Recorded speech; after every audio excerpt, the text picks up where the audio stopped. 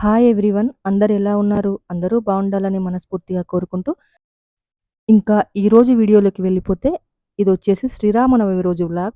కాస్త post చేయడానికైతే late అయిందనే చెప్పాలి. మీరందరూ ఎలా జరుపుకున్నారు శ్రీరామనవమి రోజు పండగని? మీరందరూ కూడా చాలా బాగా జరుపుకున్నారని అనుకుంటూ, ఇంకా మేము కూడా చాలా బాగా జరుపుకున్నాము. ఇంకా ఎప్పుడూ ఇంట్లో అలాగా ఒక దీపం పెట్టుకొని పూజ చేసుకొని ఉండడమే. ఎక్కువగా అయితే టెంపుల్‌కి వెళ్ళి శ్రీరాముడి కళ్యాణం చూడటం అయితే చాలా రేర్ అనే చెప్పాలి. ఇంకా ఎప్పుడో చాలా ఇయర్స్ బ్యాక్ అలాగా వెళ్ళాము టెంపుల్‌కి. ఇంకా మళ్ళీ ఈ ఇయర్ అలాగా అనుకోకుండా కుదిరిందనమాట. మా ఇంట్లో రీసెంట్‌గా మ్యారేజ్ చేసి, ఇంకా టెంపుల్‌కి వెళ్ళి, ఇంకా రాములవారి కళ్యాణం గూడా చూసే అదృష్టం దక్కిందనైతే చాలా హ్యాపీగా అనిపించింది. ఎప్పుడూ వెళ్ళాలనుకుంటే ఏదో ఒకటి అనమాట. అసలు కుదరనే లేదు ఈ మధ్య కాలంలో. చాలా ఇయర్స్ తర్వాత వెళ్ళి చాలా హ్యాపీగా అనిపించింది. ఈ విధంగా ముందుగా అంతా మొక్కలకి అయితే నీళ్ళను పట్టేసుకొని ఎప్పుడైనా అంతే బాల్కనీ క్లీన్ చేసుకునే ముందు మొక్కలకు నీళ్ళు పట్టేసుకుంటే నీట్‌గా ఉంటుంది. ఇంకా తర్వాత ఇక్కడ గూడా వాటరింగ్ చేసుకొని చిన్న ముగ్గునైతే పెట్టుకుంటున్నాను. ముగ్గు వేయటం కంప్లీట్ అయిపోయిన తర్వాత కొంచెం యెల్లో కలర్, కొంచెం రెడ్ కలర్‌ని వేసుకొని, కొన్ని గులాబీ రేకులను ముగ్గు మధ్యలో వేస్తే చాలా కలనిపించింది ముగ్గు.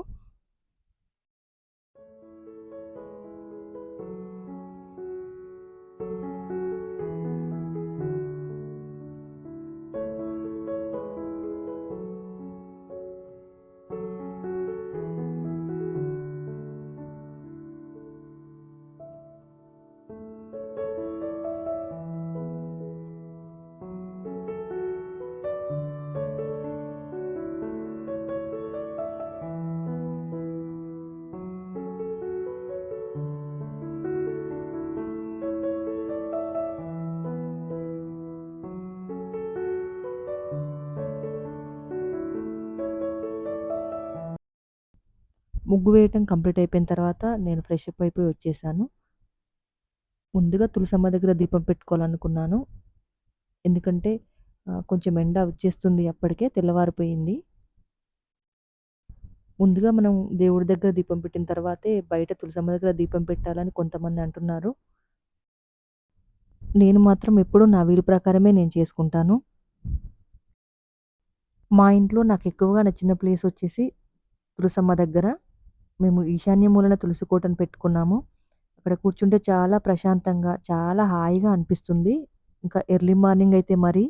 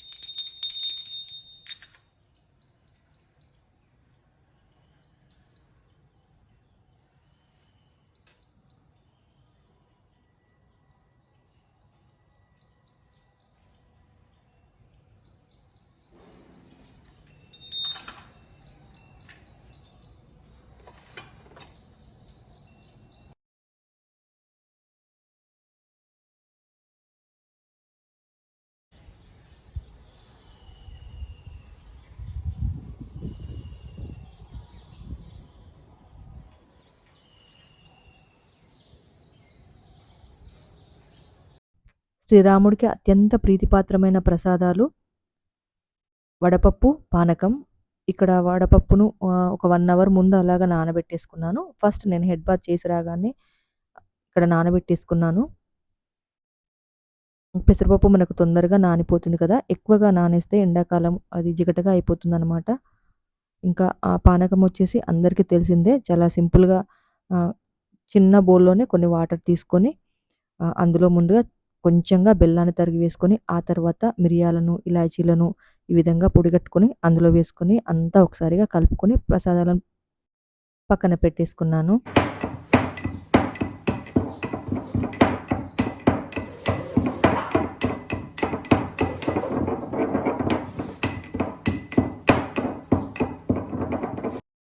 ముందు రోజు మార్కెట్‌కి వెళ్లి ఎక్కువేసి పూలనే తెచ్చుకున్నాము.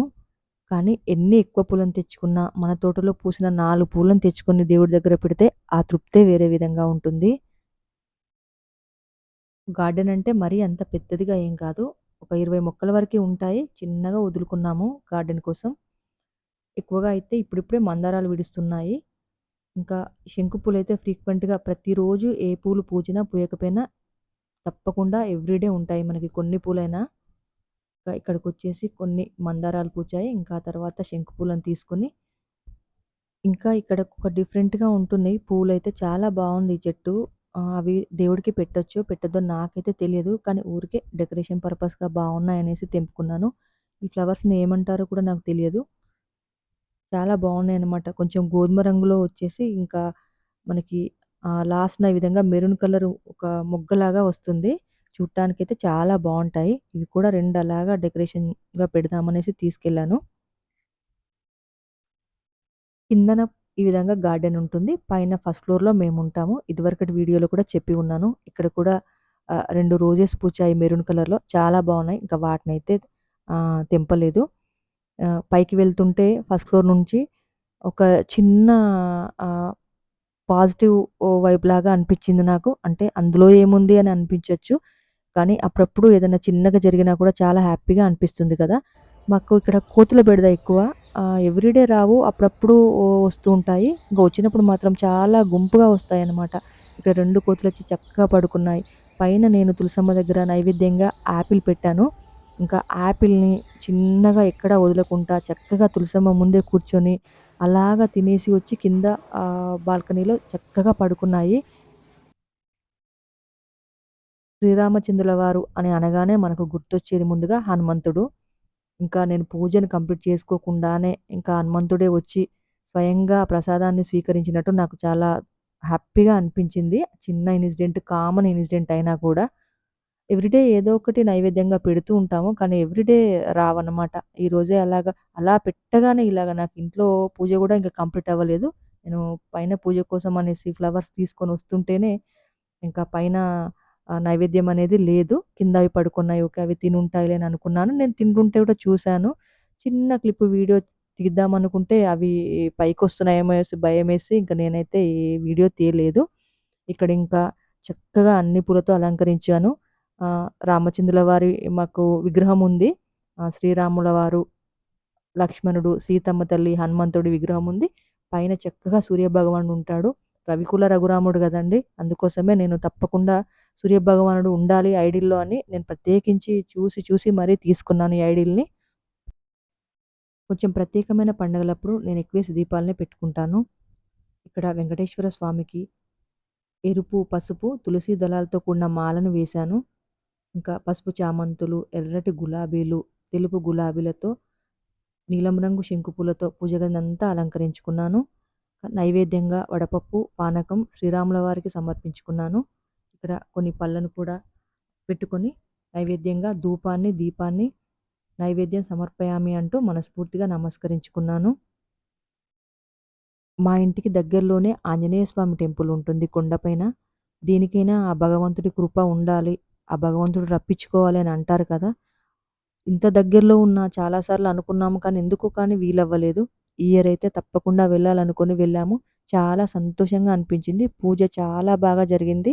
ఎక్కువగా హడావిడి లేకుండా, ఎక్కువగా సందడి లేకుండా వచ్చిన వాళ్ళంతా ఊరికే రాకుండా రకరకాల పువ్వుల్ని, స్వామివారికి రకరకాల పళ్ళని, ఇంకా వారికి తోచిన నైవేద్యాలనంతా తీసుకొనొచ్చారు.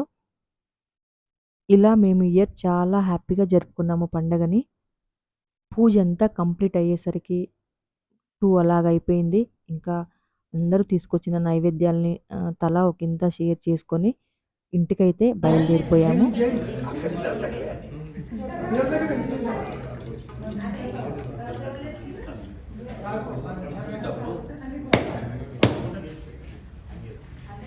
జై శ్రీరామ్.